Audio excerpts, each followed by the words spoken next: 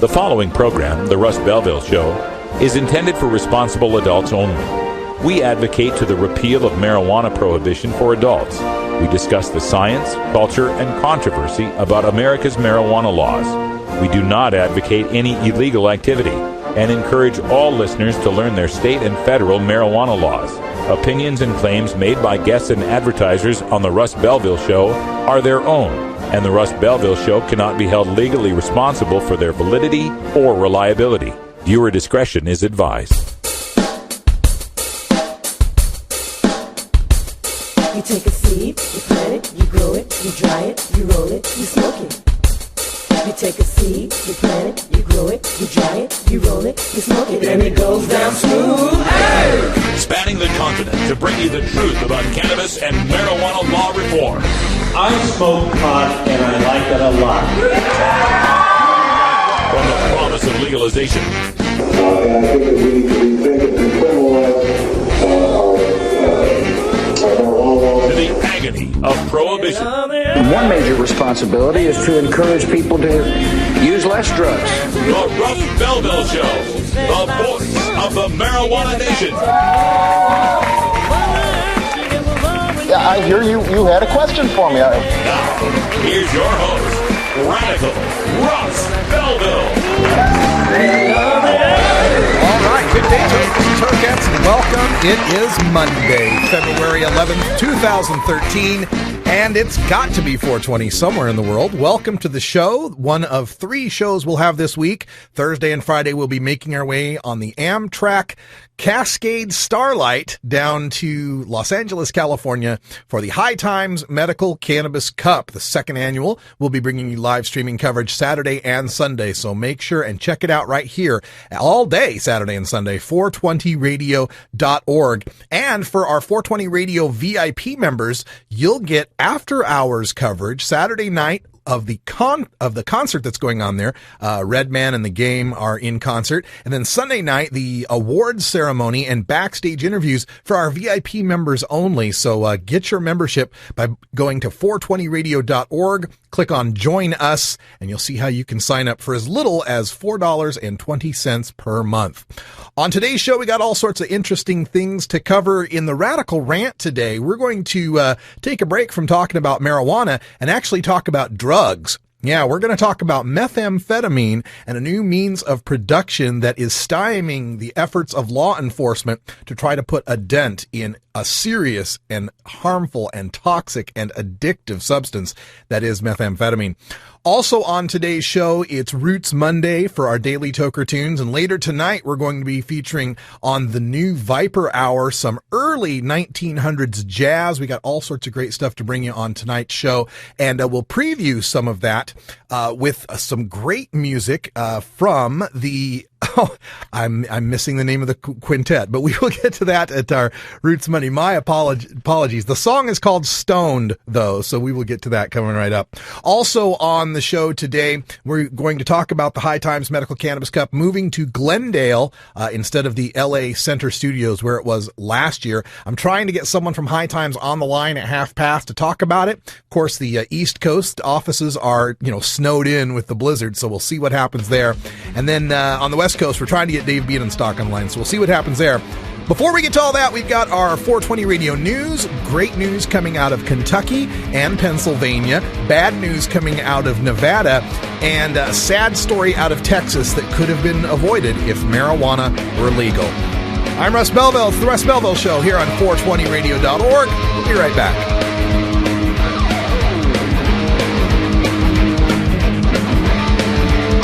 We'll be right back after these messages from our 420 friendly sponsors. Support these advertisers because their ad money goes straight to the Russ Belville Show. You're tuned into the Russ Belville Show, the voice of the marijuana nation. Cast your rise up to the skies. What is it to live and die?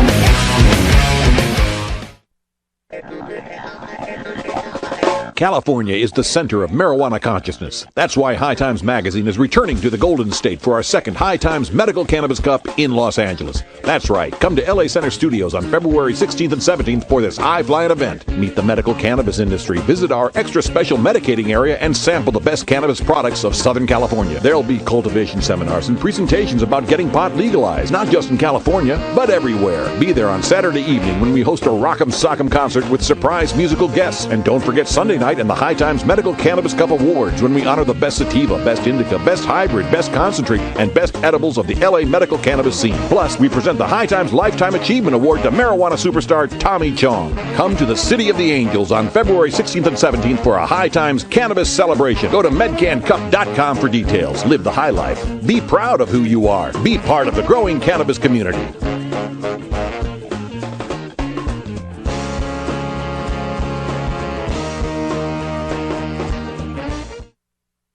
The High Times Cannabis Cup in Amsterdam is recognized as the world's premier marijuana competition. Over the years, thousands of judges have attended the Cannabis Cup, sampling the best indicas, best sativas, best hybrids, and the best hash on the planet. In the April 2013 issue of High Times, read all about the sensational 25th Cannabis Cup that took place in November. Find out about the latest killer strains. Decide what to grow in your garden this year. Celebrate 25 years of the Cannabis Cup in this very special issue of High Times Magazine. On sale now.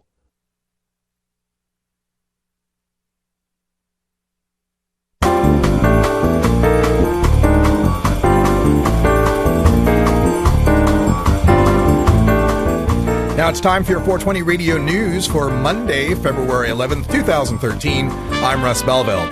Hemp bill clears committee unanimously from the Courier-Journal. A bill that would legalize growing hemp for industrial use cleared a Kentucky State Legislative Committee Monday with a unanimous vote. The passage means the bill can now be considered by the full state Senate. Regardless of what happens at the state level, legalization would also require the federal government to reclassify industrial hemp as legal. Currently, it is included with marijuana, its fellow member in the cannabis family. U.S. Senator Rand Paul of Kentucky testified recently before the committee and said that if the state legalizes hemp, he's going to introduce federal legislation or seek a waiver from President Barack Obama to reclassify hemp. The Kentucky State Police opposed the bill, saying it would make enforcement efforts against marijuana, which looks identical to hemp, more difficult. Also opposing the bill are the Kentucky Narcotics Officers Association. Pennsylvania legislator to reintroduce marijuana legalization bill from the Pittsburgh Post-Gazette. A Pennsylvania legislator plans to reintroduce a bill that would legalize marijuana in the Commonwealth. Representative Dalen Leach, a Democrat from the Philadelphia suburbs, is scheduled to hold a press conference this afternoon in Harrisburg to discuss his legislation. Supporters say the state could generate much-needed revenue by legalizing and taxing the drug in a manner similar to alcohol. Leach has said marijuana should be also legal as a medical treatment for patients suffering terminal illnesses. Bill calls for random drug tests of Nevada welfare recipients from the Las Vegas Review-Journal. Rather than punishing drug users, State Senator James Settlemyre said this week he wants to, quote, get them some help, end quote, through a bill to require people receiving public aid to submit to random drug tests. But Settlemyre had no other legislators to co-sign as sponsors of his bill, Senate Bill 89. That is usually an indication that there is little support for the bill. Under the senator's bill, which was introduced Wednesday, if an oral drug test found someone was using an illicit substance, then that person would have to enroll in a rehabilitation program or lose benefits. If after rehabilitation the person still tested positive for drug use, then benefits such as food stamps, Medicaid, or welfare would be taken. A 1996 welfare law gives states the option of requiring drug tests as a condition of their residents receiving welfare benefits.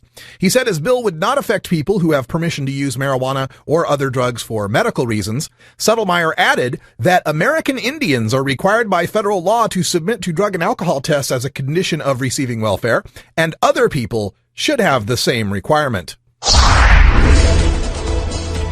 Crime time. Messed up marijuana deal cost teen his life, from the Star Telegram in Fort Worth, Texas. Shane Zachary Austin, age 21, was sentenced to 30 years in prison for fatally wounding Miles Raskin, age 17. Austin and another person met Raskin and two others at the Whataburger to buy marijuana from them. Austin got in the back seat of the car with Raskin, snatched the baggie of marijuana, and fled. As Austin ran toward his car, Raskin gave chase, and Austin turned around and fired 3 shots at him. Detectives found Austin standing on the back patio with a marijuana pipe in his hand and the odor of burning marijuana in the air. Austin was arrested on suspicion of marijuana possession and taken for questioning in the shooting. In other news, a 21-year-old Fort Worth man who wanted to drink a beer on his back patio was found at a local convenience store, showing ID to an adult clerk in order to purchase the beer, which he later took home and drank on his own property without incident. News from the Limerick Leader in Ireland. Limerick man hid cannabis in the attic of his home. A South Hill man cops did a sale. The pot in his home he did fail. To keep it well hidden, the judge said, "You're kiddin'," and gave him 2 years in the jail. Senate advances measure opposing marijuana from KTVB.com in Boise. Idaho legislators are pushing back against measures in western states where voters recently relaxed marijuana laws. The Senate Affairs Committee unanimously voted in favor Friday of a resolution opposing marijuana use in any form. The resolution also urges President Barack Obama and the Justice Department to enforce existing federal marijuana laws.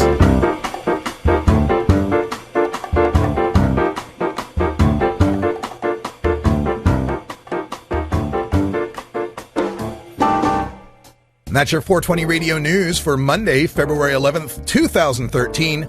I'm Russ Belville. When we come back, we go behind the headlines and take a look at The Hill, the magazine of Capitol Hill and all the legislators and lobbyists that read it, and how the marijuana lobby is no longer getting laughed at in the halls of power in Washington, D.C.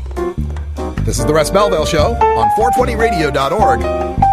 We'll be right back after this.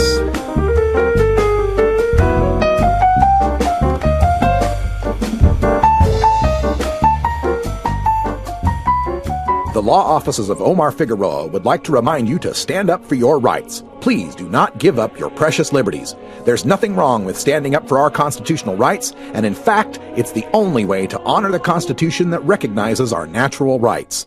Treat law enforcement with respect and respect the Constitution by standing up for your rights.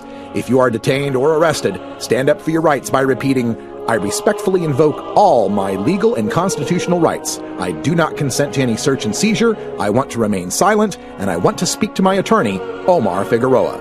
Omar Figueroa has more than a decade of experience in federal and California courts and graduated from Yale University, Stanford Law School, and Trial Lawyers College. Please contact the law offices of Omar Figueroa at 415-489-0420 or 707-829-0215 or on the web at www.omarfigueroa.com.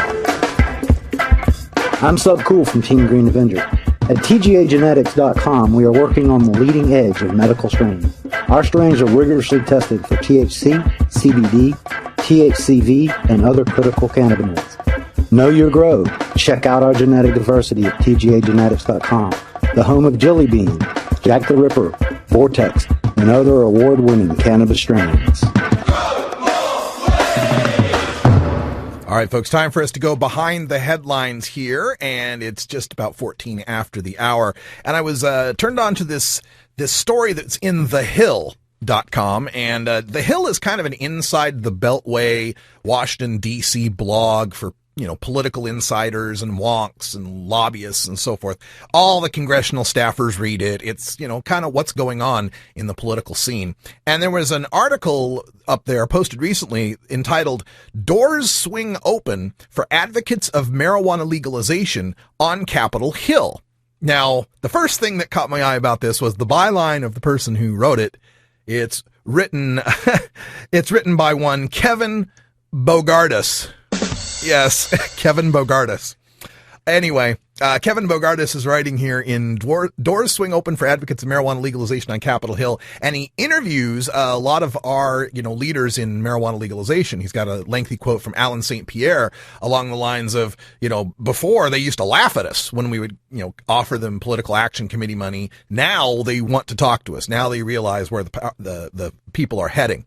But I wanted to address specifically a part in this article where they're interviewing Steve Fox and Roy Kaufman from MPP.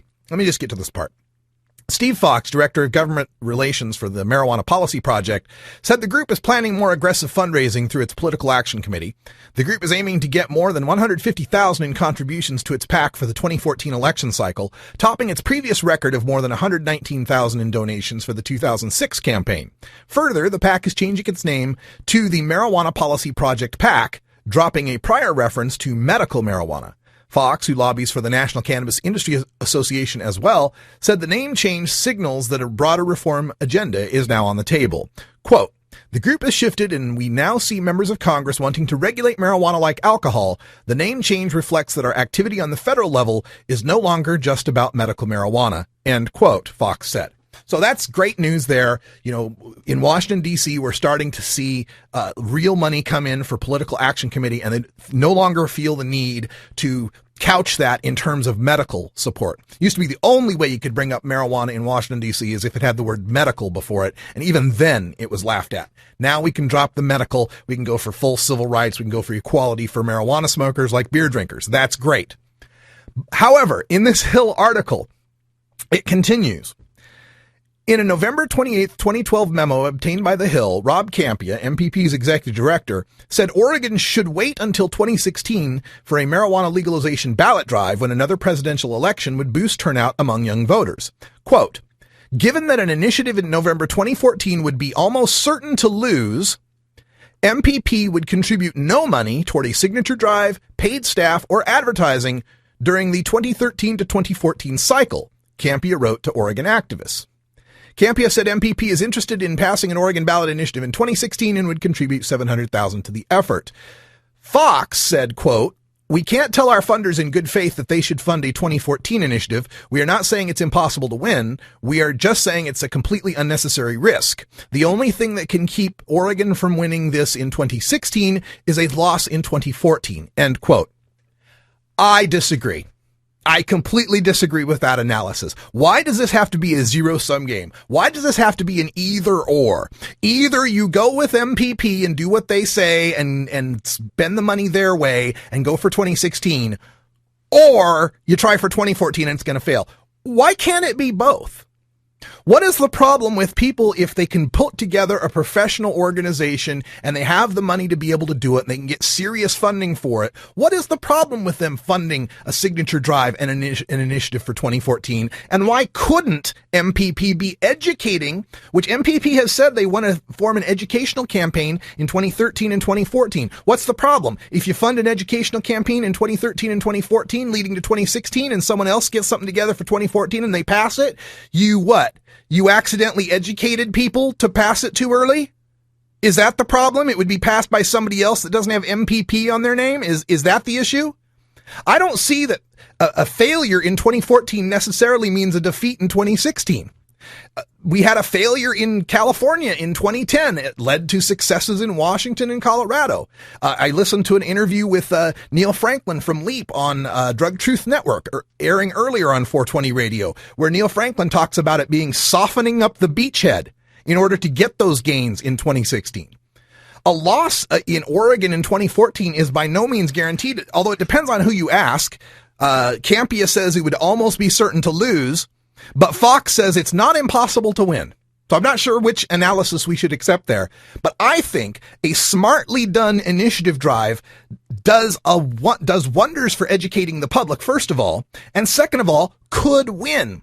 All of this theoretical posturing we're talking about what could win, what couldn't win, fails to mention the fact that 193 Oregonians per month are going to be arrested for marijuana. 193 a month. Do we let another 24 months of that pass when it's possible to stop it by 2014?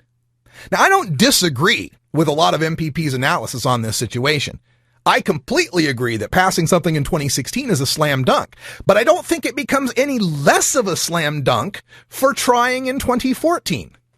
To say that would be to say that what we tried in 2012 that just got 47%, the highest vote ever for a legalization initiative in Oregon, was doing something to make it fail.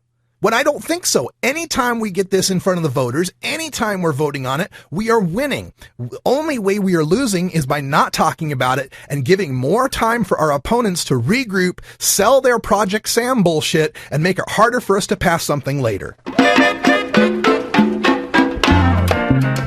And again, I'm not exactly in disagreement with what MPP says here. I just don't like the threatening tactics for anybody else who might disagree with them to try something earlier.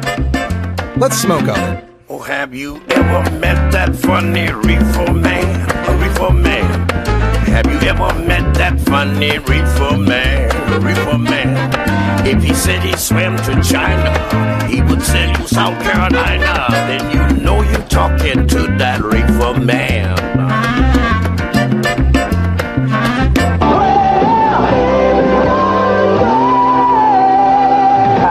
I'm John Bon Jovi, and I've been given a script to talk to you about drugs, rock and roll, having fun, a good time, and all that good stuff.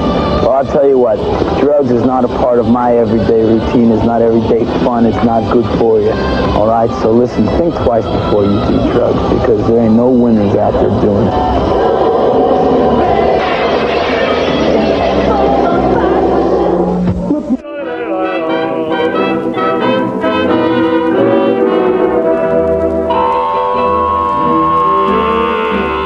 The Russ Belville Show brings you the best in daily toker tunes every weekday.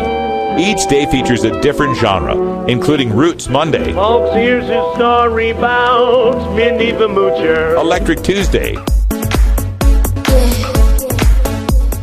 Irie Wednesday, Summer ganja planter, call me the ganja farmer. Groovin' Thursday, Don't you wanna get high? and Rockin' Friday. Then on weekends, we mix them all together in our weekend music party. Everyone knows music and marijuana go together, so let's wind up our 20 after break with the Russ Belville Show's Daily Toker Tunes, the best in pod-safe 420 music from around the web. Today is Roots Monday, featuring the blues, country, folk, and jazz music that birthed the modern sounds we enjoy today. You can get downloads and more information about all our daily toker tunes by visiting music.radicalruss.com. Now, sit back and enjoy your daily toker tunes. All right, folks, my apologies for earlier. I should have known this name right off the tip of my tongue. The Coleman Hawkins Quintet. The only thing I could think of was Hawk. They have a song called The Hawk Flies High, and that kept running through my head, and I couldn't think of Coleman. But anyway, Coleman Hawkins Quintet. Reason that didn't come in the list, we did a new upgrade for the Libremator, and there's an option I checked that reset all the playlists every hour, so I couldn't even look it up. We'll get that all fixed. Anyway, Coleman Hawkins Quintet. Coleman Hawkins started playing tenor saxophone and was known as a jazz recording artist dating all the way back to the decade of the 1910s. His influence goes all the way through the 1960s, a 5-decade career that spanned all different areas of jazz music. And I thought this recording, this one's from, I believe, 1964, an old VHS recording of the Coleman Hawkins Quintet. And it's a song that, of course, is perfect for our Roots Monday. It's called Stoned.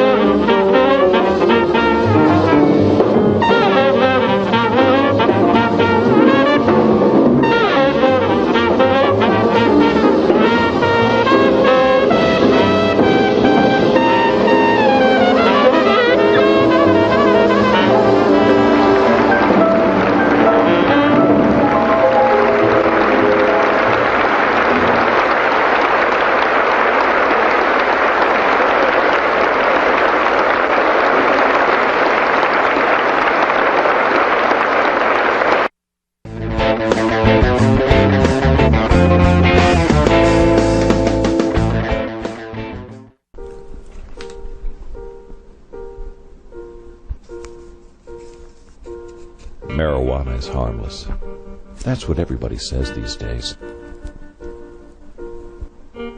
It's fun. It's recreational. Some even call it medicine. But every year, millions of young people find out that marijuana is extremely dangerous. Every year they find out that it's deadly. Marijuana smoke is lethal and toxic. Don't believe anything you've ever heard positive about smoking marijuana. It will kill you. Really. It's really gonna kill you. Don't smoke it. It will really, really kill you. Seriously. It's gonna kill you.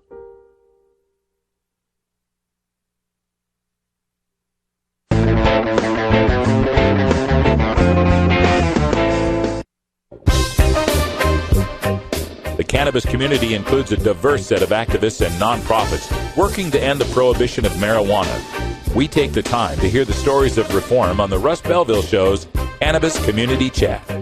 Welcome back, everybody, and it's 32 after the hour. We are going to preview once again the High Times Medical Cannabis Cup because we are headed there this weekend. We'll be there Saturday and Sunday, the 16th and 17th, starting at noon Pacific time, running till they close the floor, which I believe is 6 or 7 p.m. We'll be there both days, Saturday and Sunday. You can tune in right here at 420radio.org for our live coverage from the floor. Usually at these events, what I do is I have the booth set up, and we do some live resets at the top of the hour. So if you want to see what's happening, just check out at the top of the hour, see what's happening with us. We go till about 20 after, for obvious reasons. And then from that point on, I play videos that I've taken from the previous hour around the floor. I get to interview people in the medicating areas. I get to interview the vendors, show you the latest gear, and so forth. So we got throughout the whole event, there's always something new to check out there. Plus, we have people that'll stop by our booth for live interviews and chats. So check that out all this weekend right here at 420radio.org.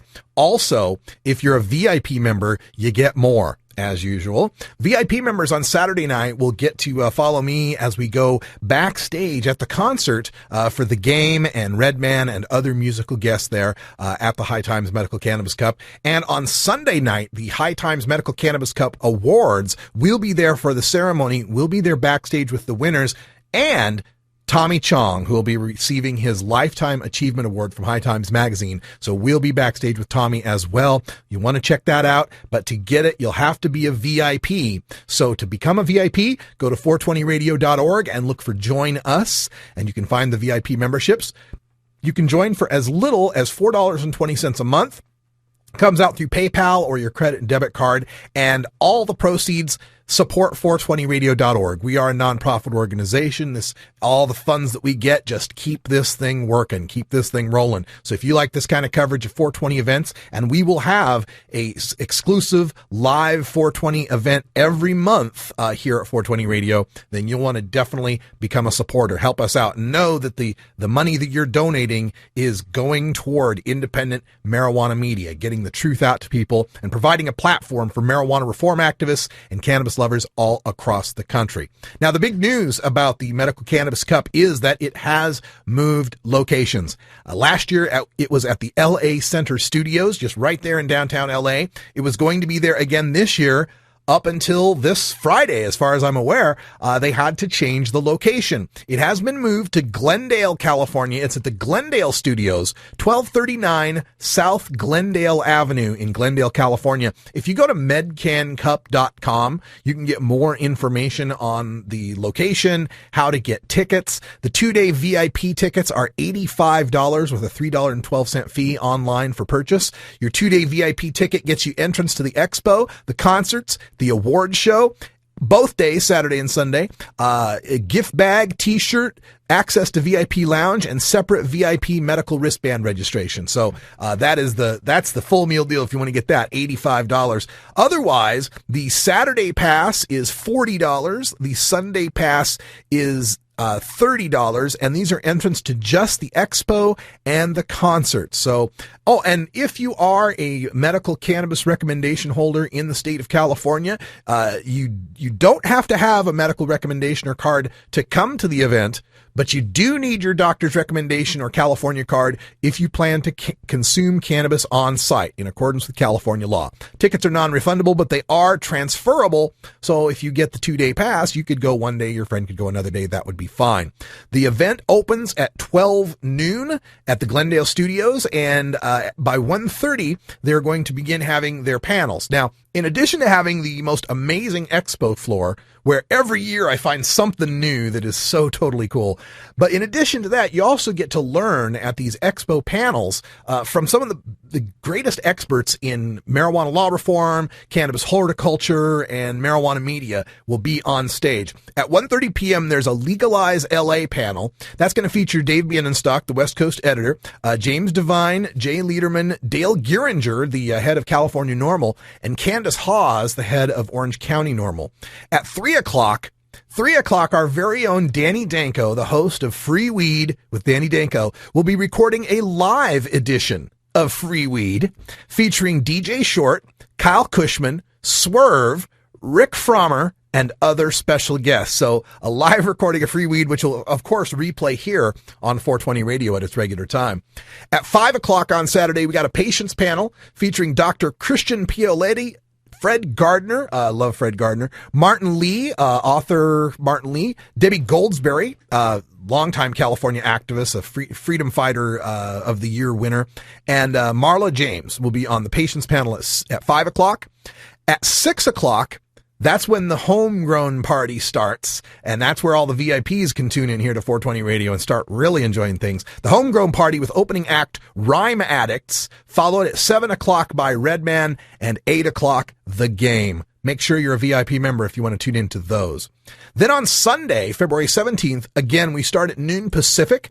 At 1 o'clock, we're going to be screening the movie The House I Live In.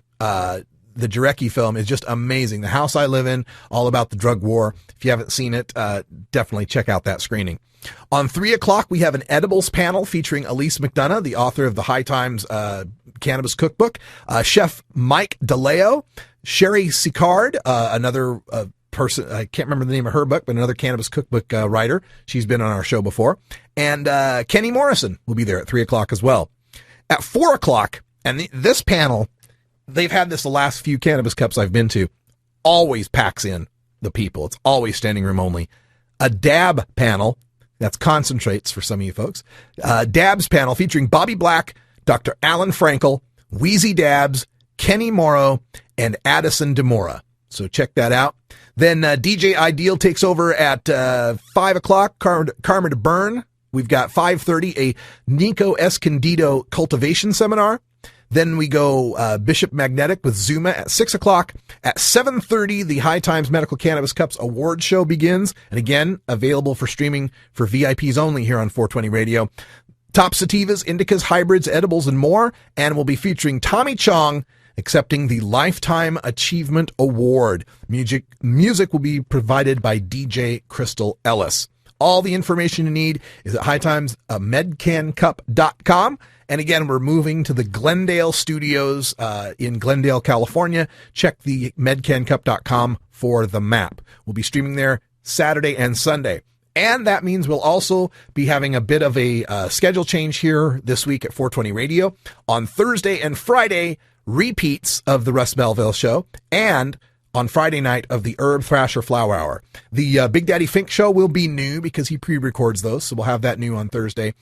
And if I can, I will try to break in from the Amtrak train while I'm taking the Coast Starlight down to L.A.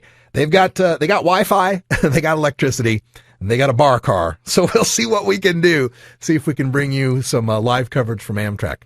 All right, we're going to take a little break here, and also want to remind you that our coverage of High Times Medical Cannabis Cup is brought to you in part by Wood Pipes. That's right, Wood Pipes Smoke Shop and Speakeasy. For more information on Wood Pipes, you can email them at woodpipes@yahoo.com. We're going to take a break, and when we come back, time for a little radical rant, but not about weed. We're going to talk about speed. Yeah, we're actually going to talk about drugs for once. A very horrifying new development in the fight against methamphetamine that you ought to know about. And what does it have to do with marijuana? You know I'll find a link. You cut people, you smoke trees till you get what you need now. Designer drugs and minted smokes to get through the day. You always get them so high. We'll be right back after these messages from our 420 friendly sponsors.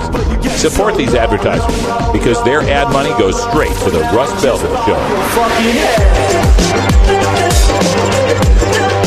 You're tuned into the Russ Belville Show, the voice of the marijuana nation.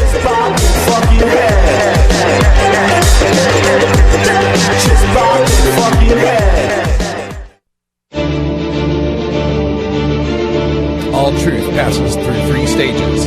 First, it is ridiculed. There was one question that was voted on that ranked fairly high, and that was whether legalizing marijuana would improve the economy and job creation. And I don't know what this says about the online audience, but... Second, it is violently opposed.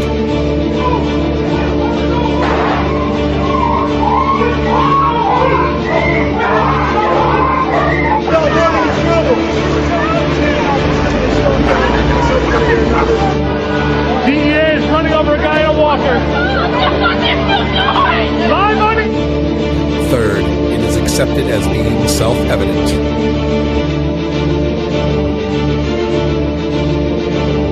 47% support legalizing taxing marijuana. Half in U.S. support legalizing marijuana use. Poll finds. Record high 50% of Americans favor legalizing marijuana use. Guatemala's president plans to legalize drugs. World leaders urge end to failed drug war. It's increasingly normal to support marijuana legalization. Support marijuana legalization by joining NORML today at normal.org. Together, we will win.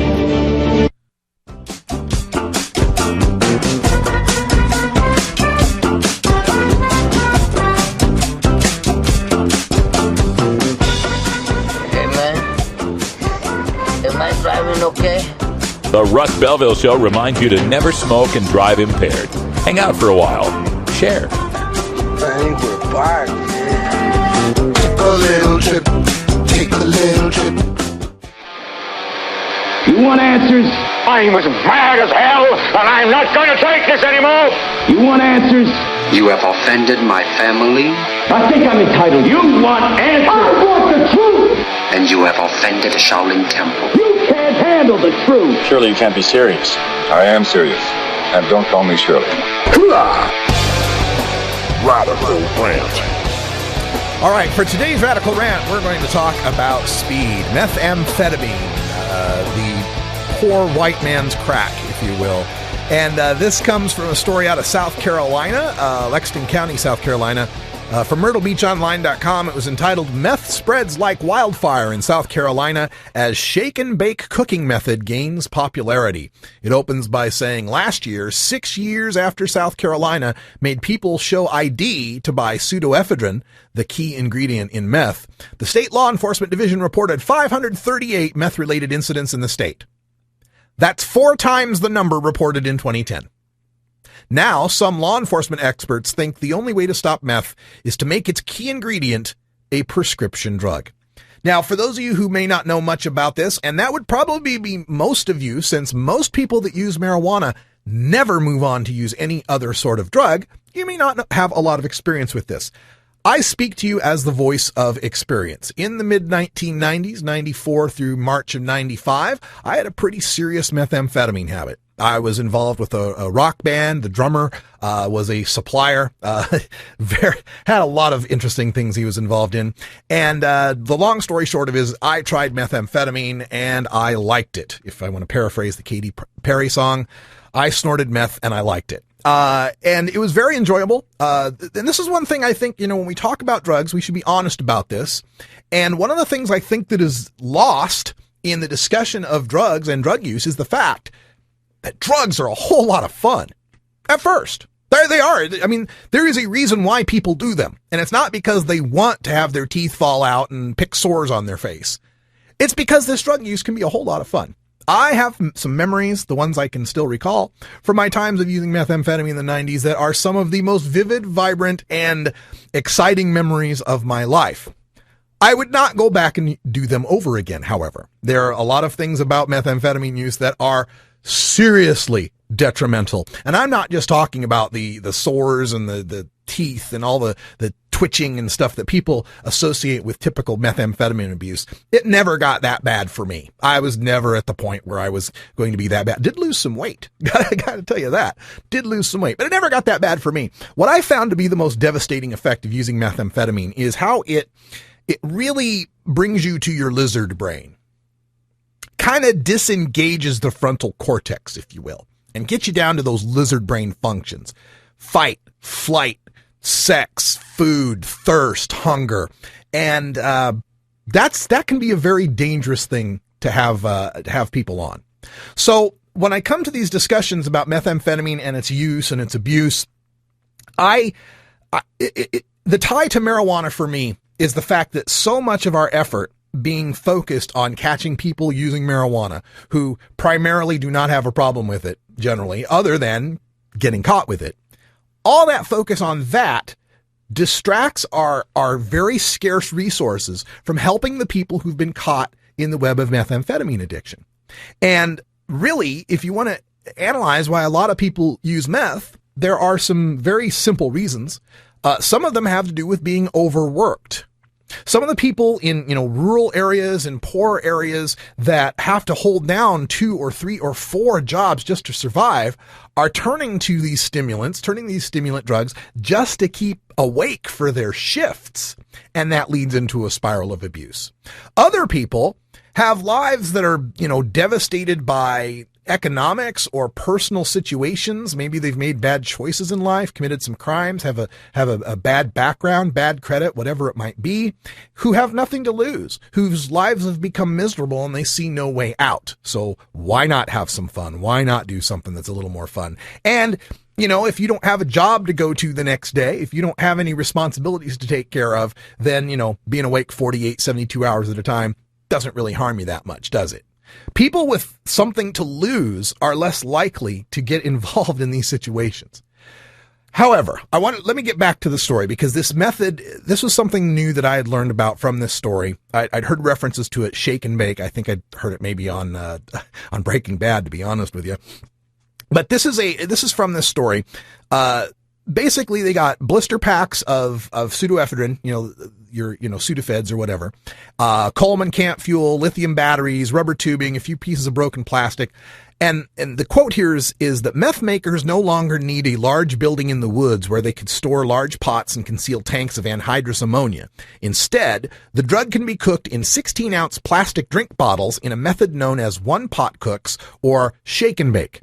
Addicts can start the cook in a bottle, stuff it in a backpack, and drive down the road with the drug almost impossible to detect. Applying heat and or chemicals reduces the active ingredient in pseudoephedrine to meth. The small-scale chemical method of cooking methamphetamine that has been spreading across South Carolina is dangerous because the chemicals create a massive amount of pressure that can cause a fiery explosion if not handled carefully. The one-pot method, and they say these people that use it have to constantly relieve pressure from gases building inside by loosening and retightening the lids of the bottles. So the thought that there's people running around with 2 or 3 bottles, 16-ounce soda bottles of explosive chemicals in their backpack, and we're relying on them to remember to vent it every now and then, sounds pretty scary to me. And it sounds pretty scary to these people in South Carolina as well, who are now proposing that pseudoephedrine, the active ingredient that they need, the precursor chemical they need for this method, become a prescription drug, become a scheduled drug that you have to have a prescription from a doctor for. The reason why is that the current efforts to try to restrict the pseudoephedrine that include having to show ID. You have to show your ID to get the pseudoephedrine, and then you're scanned. The barcode is scanned and tracked in a database to make sure you're not buying more of it than you're supposed to get at any one particular time. The other thing they've done is they've made it so that you can only get so much per per visit, right? So this was 2 years ago. South Carolina tried to curb it by putting limits on the amount that you could purchase.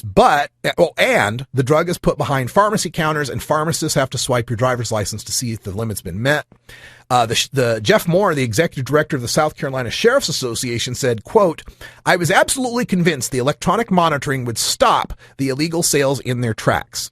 But between 2007 and 2011, meth incidents in South Carolina increased more than 10 times to 267 from 26. Now, again, we have to address when we start talking about drugs and these seriously dangerous and addictive drugs, how much prohibition goes into adding danger from these drugs. Right now, because of prohibition, because of trying to shut down people with a cold trying to get pseudoephedrine. And remember, that's the other thing that bothers me about this is that we're going to have to create a law now where people with the sniffles, people with a cold, who the vast majority of people that use pseudoephedrine, Sudafed, use it for its intended purpose. They use it to not have the sniffles. But because a few people, thwarted by prohibition, will misuse it to make meth, the rest of us have to suffer. The rest of us have to jump through a hoop of going to the doctor to get something for our sniffles. And who benefits when we make something more expensive like that, make it a prescription drug like that? The companies that manufacture it that can charge more for it now, and the doctors who get an extra doctor visit out of you when you just want to get some Sudafed over the counter. Now, again, these laws were proposed, and in many states, I think Oregon has something similar to this, but in many states, these laws were proposed. Let's restrict the pseudo, from the law-abiding customers. Let's restrict the amount of pseudo they can get. Let's make them show IDs to get pseudo to cut down on the meth. And the meth is still here. And in South Carolina, according to this story, the meth is out of control. It's exploding.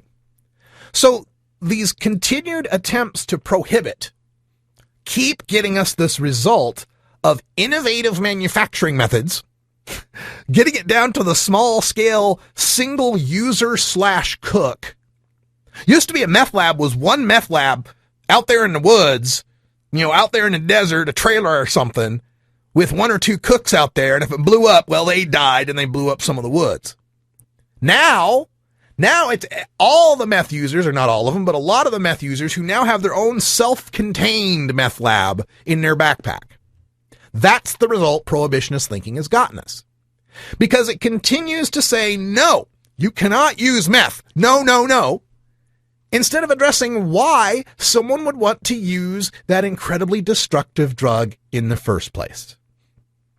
In my experience, again, speaking from the voice of experience, part of the reason that I used meth was part of the same reason that I used cocaine, or that I used amyl nitrate, or that I used LSD, or that I used mushrooms, or that I used any number of the drugs that I've taken in my life.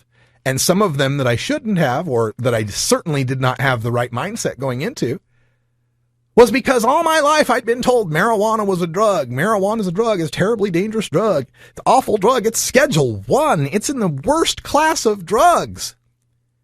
And then I tried some. And I thought, this is drugs? Really? This is the drugs. This is the terribly dangerous, dirty, awful, terrible, addictive drugs. Well then, obviously I've been lied to about drugs. Obviously, they told me drugs would be terrible and you'd be addicted the first thing you took them, and I feel just fine. Let's try some of the others. That's literally the mindset I had during the late 1980s, early 1990s. You lied to me about this one, so you must have lied to me about the others. And I had to learn the hard way, especially when it came to methamphetamine. They weren't lying about that one. Those folks in the late 60s who learned the hard way that speed kills, they were right. It's a toxic, deadly, dangerous, addictive drug. But telling people just say no, restricting people's use of the precursor chemicals in lawful and safe ways for the most part, is not addressing the issue. What addresses the issue is finding out why these people turn to this drug in the first place. And if they are going to choose to turn to this type of drug, to provide them a safer type of alternative to this type of drug. This is what we have to recognize. And it's a tough thing for a lot of people to wrap their minds around, but it is this. Some people like to do drugs. Some people like to do really, really heavy drugs. And given that they're going to, given that as long as there is a demand, there will be a supply. If those things exist, what are we going to do about it? And we have seen time and time again over years and years and decades of prohibition that every time we try to prohibit something, the unintended consequence is worse than the problem we were trying to solve in the first place. We've seen it with respect to heroin, with respect to needles, and rejecting clean needle exchange, and rejecting, pure heroin for addicts or methadone or any of these type of things that have worked so well in Sweden and Britain and other countries. We've rejected all of those things because we just can't accept some adults might choose to use heroin, might become addicted to it. And we refuse to just accept that adults are going to make choices that some of us don't like. Some of those choices may be dangerous to them. The key we need to figure out is how do we keep their dangerous choices from being choices that inflict danger upon the rest of us. And when it comes to the methamphetamine addicts, I'll tell you what happened in my case. Nothing was stopping me from using meth at the time I was using it. It wasn't likely I was going to get caught because I wasn't seriously addicted. I wasn't, awake for 5-6 days at a time and failing to have a job. I still worked while I was on meth. I had a job, got wonderful reviews, did just fine, didn't resort to stealing or thuggery of any sort. But one night after a gig, because I was playing music professionally at the time as well, one night after a gig while loading my amplifier into the car, I twisted and felt a rip in my lower stomach, my lower intestinal area there, the groinal area, if you will. And it was very, very excruciatingly painful. I went to bed that night, and about 2-3 hours later, I woke up with, let's just say, small purple naughty bits. Small cold purple naughty bits that had basically been strangled from any sort of blood flow, and was in a lot of pain. Got myself to the emergency room and had emergency hernia surgery that night, and doctor told me if I'd have waited an hour or two later, I'd be dead. So meth nearly killed me. If you don't know, meth can weaken the linings in your stomach and your guts and stuff. Hernias are not unheard of with meth. And when I got off meth, or when I got out of the emergency room and got out of the surgery and everything, of course, there was a lot of pain after the surgery. So, of course, they prescribed Vicodin.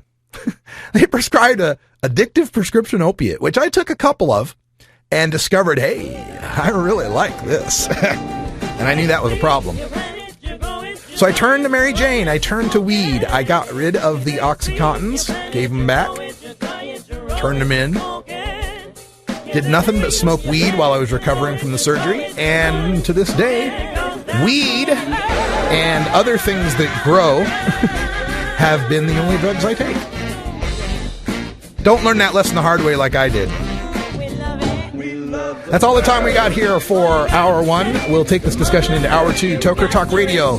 Phone lines are open at 971-533-7111. For Brian the Red, I'm Radical Russ. Thanks for joining us. And until next time, take care of each other, Tokers.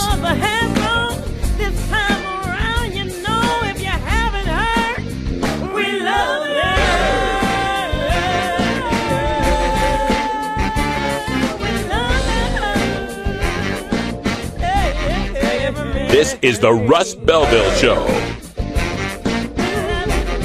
The Russ Belville Show is blogging and podcasting daily at RadicalRuss.com. You take a seed, you plant it, you grow it, you dry it, you roll it, you smoke it. You take a seed, you plant it, you grow it, you dry it, you roll it, you smoke it.